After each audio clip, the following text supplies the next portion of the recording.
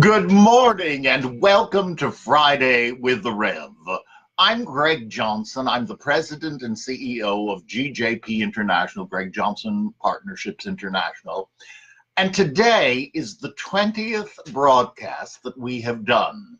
This is a series that really began as a result of my summer stay in Southeast Asia in Bali, where I had the privilege of meeting with people from 9 different nations to talk about what they were doing in family caregiving, what they might be doing in family caregiving, and then connecting people together.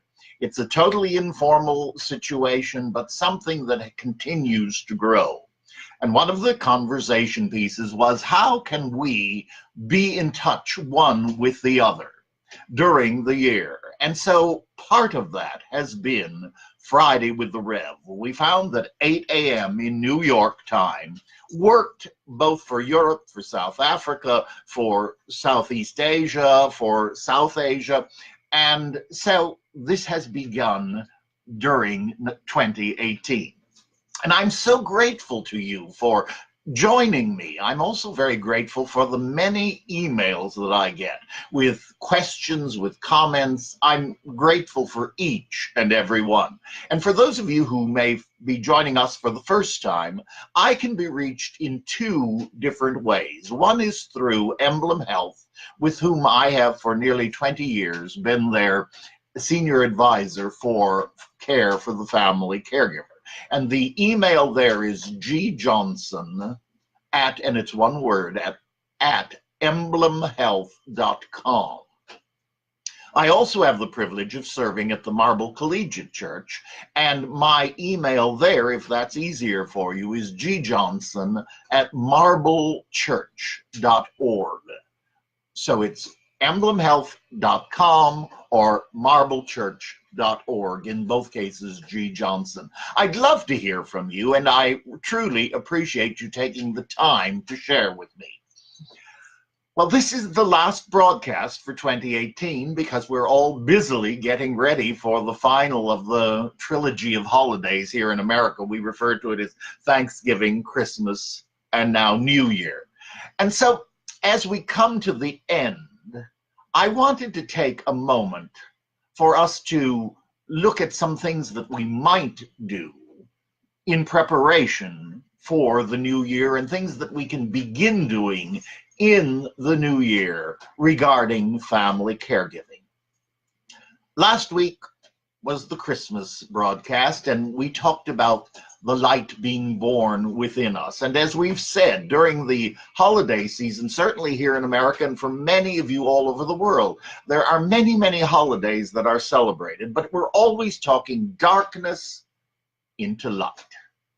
And as that light grows, as that light of the divine, whatever word you use, as that light of God, the divine within, as that light begins to grow, it becomes our journey and our blessing to spend time allowing that to grow, to seeing the divine within us as we serve and see the divine in others. And that becomes our challenge, but not only in others, but in all of the world. And so the prayer I've chosen this morning is one that reflects it. I actually wrote it as I was flying between Bali and Jakarta many, many years ago. And you'll hear the first line. It was exactly what I was looking at out the window of that airplane. So please join me as we take a moment to begin this broadcast in prayer.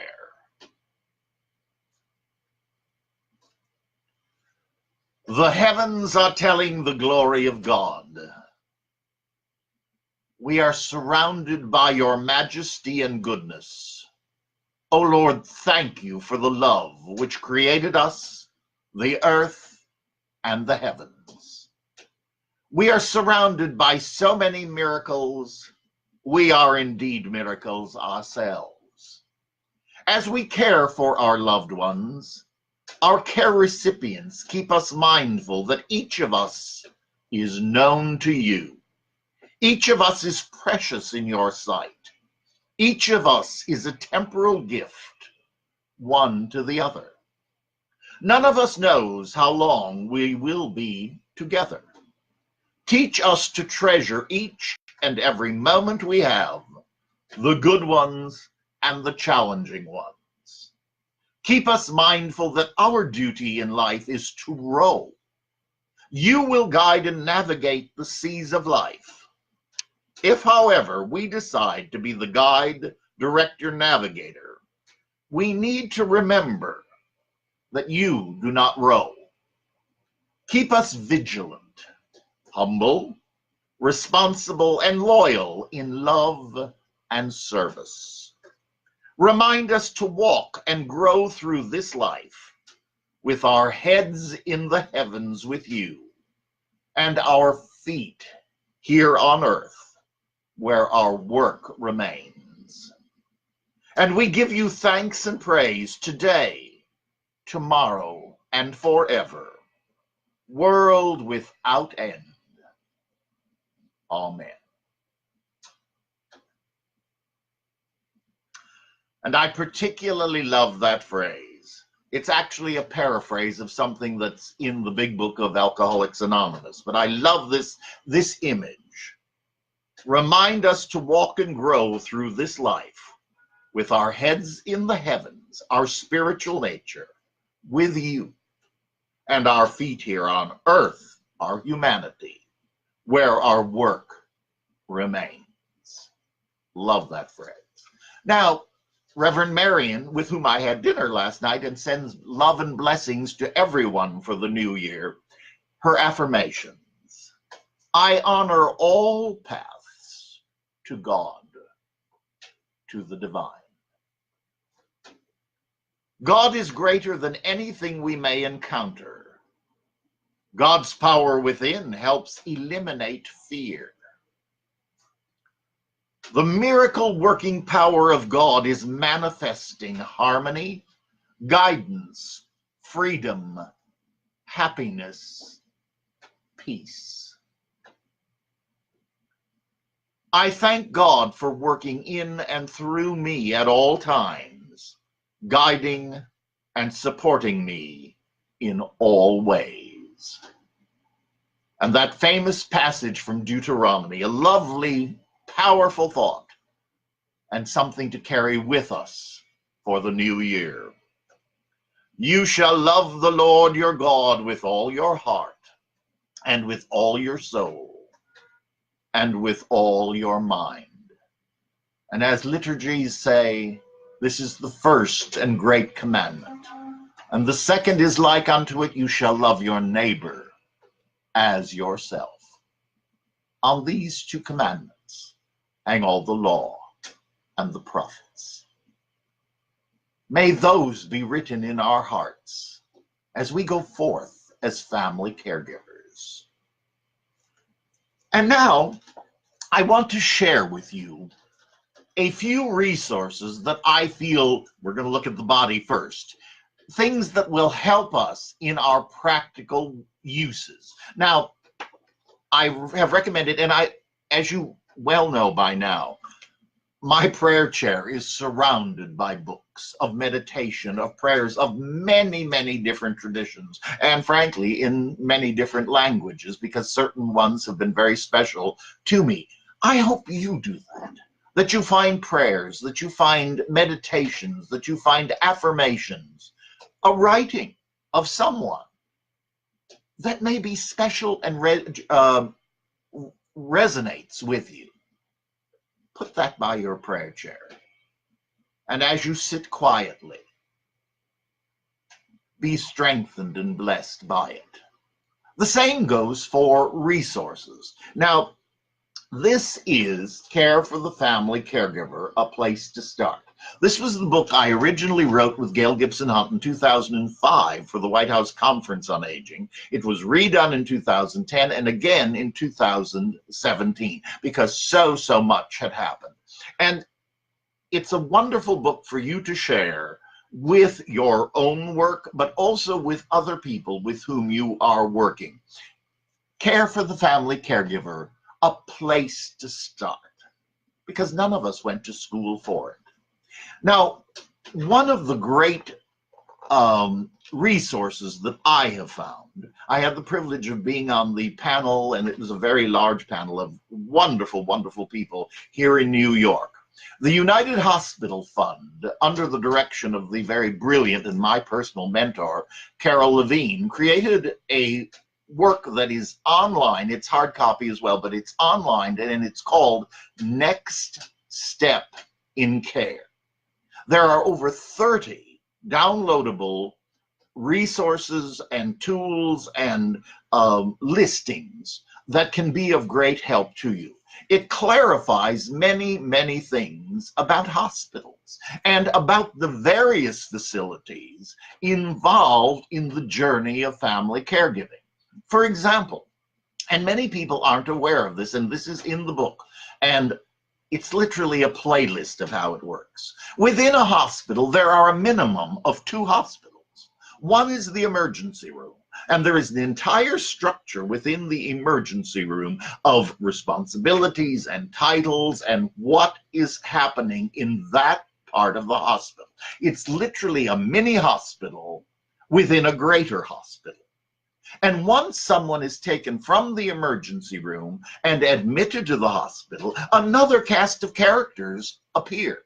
Now, many of them have the same names, but their functions can be very, very different.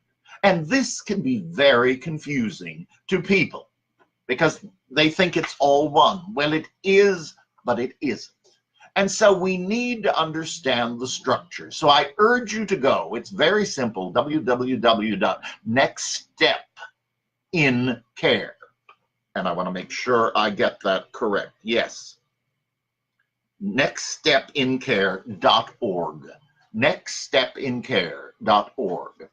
And then it has lists that we need to have. I have copied many of them and used them at the church. I use them at Emblem. I use them personally. What are the pills that you are taking? What are the pills that your care recipient is taking? Do you have a list of that? Because we don't, if emergencies come, we don't take time to do that. Those need to be ready to go. Do we have a go bag? In my front closet, I've got this red bag. What's in it? There's a blanket. I'm always cold. So need something to keep me warm. There's also the lists that I need from a legal point of view. Healthcare proxies, living wills, all of that is in there and a copy of it. Also, we're so used to using cell phones that many of us don't remember telephone numbers anymore. And sometimes the cell phone may not be with us. So in my go bag are the list of telephone numbers that I would need to make contact, or others would need to make contact for me. Each of these is important. I've also got some things for just shaving and combing my hair and those sorts of things. A change of underwear. It sounds desperately practical.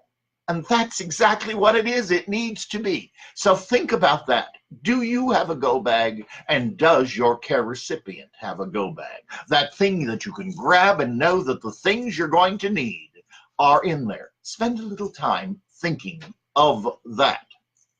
Now, also with Next Step in Care, and I'm going to read this because I want to make certain that I've said it correctly. This is the great gift because there are many pieces to caregiving. It's not just the hospital, but it's often the discharge from the hospital to a rehab, to a nursing home, to another facility, or discharge to home and then back to the hospital. There are many, many transitions, and those transitions can often be confusing, and many things get lost unless we are ready to be certain that we are caring for each detail. So these, by the way, it's available, Next Step in Care, in English, Spanish, Russian, and Chinese, with 30 guides, all free and downloadable. They cover admissions and planning for discharge in 3 settings: hospitals, short-term nursing home rehab units, and home care services. So I can't stress enough. Next Step in Care is a wonderful, wonderful place for you to find information, definitions, and a great many charts that, when filled out and put into that go bag, as well as having it in your home, are extremely important. Also, it is the new year, and so we change batteries in the smoke detector. The carbon dioxide item, we fix that. You can tell how technical I am.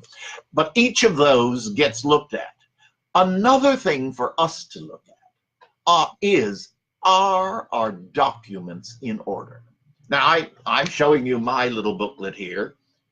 It's from my legal team of the documents that I need, that you need, that your care recipient needs. Don't leave it to chance. And it includes such things as a will, power of attorney, a living will, a healthcare proxy, HIPAA release and authorization. HIPAA is the Health Insurance Portability Act, and that is the thing that only allows certain people to have information about you or about your loved one. This form allows you to get that information so that you can be part of the conversation if indeed you're not next of kin and that sort of thing. And don't depend on that. Depend on the document. Also, DNR, and I always talk of this whenever I'm talking about documents, because frankly it happened right here in this room when Joe died. We had a do not resuscitate, the hospital form. For all that I have done and been blessed to do and to learn, I had never realized that there were two DNR forms, one in the hospital, of which I had a copy, and I was standing holding it when the paramedics came. Now, frankly, the paramedics were my mistake, because I've been around death so much and I knew Joe was dead. And they were called and they began responding as they would do. And I said, he is dead. Here is the DNR. And they said, that doesn't play here. You need the non-hospital DNR. Well, at that point, no one is going to have a conversation. And God prevailed and was indeed dead. But I began investigating, and I went to my lawyers. So I urge you to take a look. No one is suggesting that you have to do any specific measure. The decisions are yours. However, if you want specific things done, if you want to not be filled with tubes and that sort of thing, that needs to be stated. And the DNR is one piece that is very, very important. But we need to remember there are two forms of it. One is the DNR that's in the hospital, and the other is called the non-hospital DNR. You can find more by Googling, and various states have very different rules on it. And one final item that I like to be certain that all of you know, that whatever documents you feel are important for you, the door of the refrigerator in your home, your apartment, is where the professional medical people will look. On my front door, I have a tiny little sign that says, please look on refrigerator door. And there I have documents that are important for me, based upon my understanding and wishes. It's very important to know these sorts of things. And I'm not being negative. I'm being extremely practical. And the new year is a good time to be certain that these things are in order, that you have them not only for your recipient, your care recipient, but yourselves. Because those are the things that we often think, oh, I'll do that later. And the truth of the matter is, we never get around to it.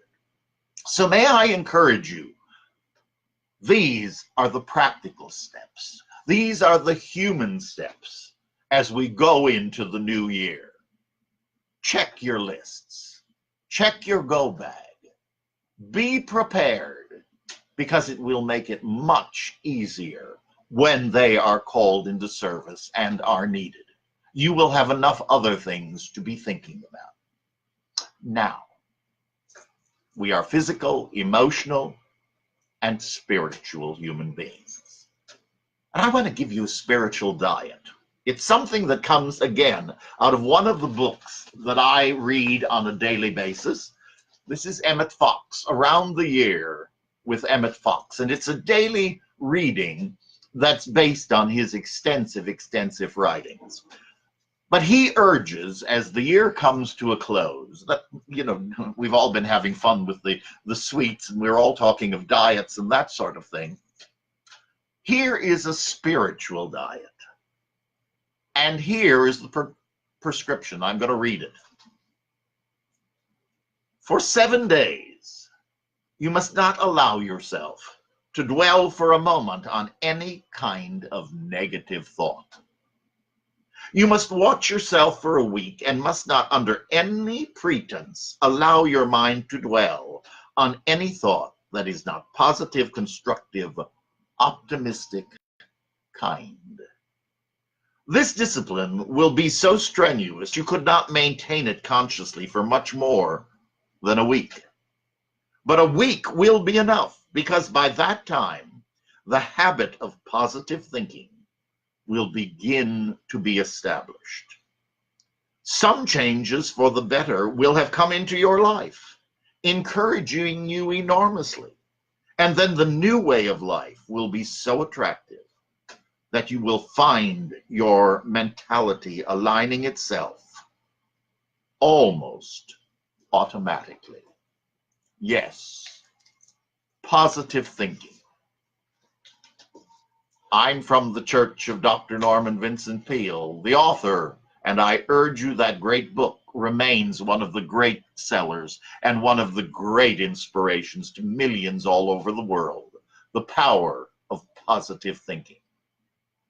If you're going to make a resolution, I can't think of a better one. And so I invite you to join me as I too begin that journey and that commitment. Because it is our thoughts. Remember, particularly in family caregiving, but in all of life, it's not what happens to us that matters. Because by the time it's happened, it's history. What is important is how do we react. And as we grow within, as we journey from just our head to heart living, we go to spirit, and spirit strengthens us, guides us, and gives us the courage to move forward. And I'm going to close the broadcast with a lovely prayer from one of AA's little books, the 24-hour book. Many of you who are blessed to be in program know this book, but I was reading this yesterday, and it's from yesterday's reading, the 27th of December, and I thought, what a perfect prayer for us to conclude with. Build your life on the firm foundation of true gratitude to God for all his blessings, and true humility because of your unworthiness of these blessings. Build the frame of your life out of self-discipline. Never let yourself get selfish or lazy or content with yourself. Build the walls of your life out of service to others, helping them to find the way to live. Build the roof of your life out of prayer and quiet times, waiting for God's guidance from above. And build a garden around your life out of peace of mind and serenity and a sure faith. As we begin the new year, let us remember, God is love, and those who abide in love abide in God, and God in them. My dear friends, God bless you, and a very happy wonderful and joyous New Year. I'll see you next week with Friday with the Rev. God bless and Happy New Year.